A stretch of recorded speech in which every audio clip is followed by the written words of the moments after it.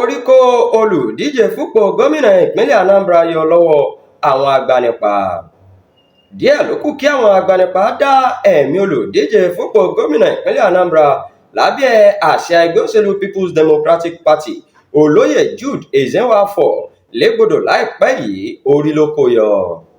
Agbègbè Wùsẹ́tù nílùú Àbújá la gbọ́ pé àwọn agbanipa ti dènà de Jude lálẹ́ ọjọ́ Friday tó kọjá, ìyẹn ọjọ́ 18 oṣù keje ọdún yìí, tí wọ́n sì ṣínà bolẹ̀ fún un.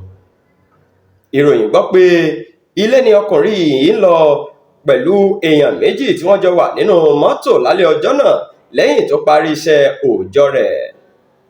Lọ́wọ́lọ́wọ́ báyìí, ilé ìwòsàn aládàáni kan ní Jude wà níbi tí wọ́n ti fẹ́ bá yọ ọta àbọn tó wọlé sí i lára. Ẹ ó rántí pé oṣù kọkànlá ọdún yìí ni wọn yóò dìbò gómìnà ìpínlẹ̀ Anambra. Gbogbo ẹgbẹ́ òṣèlú ló sì ti ní olùdíje tirẹ̀.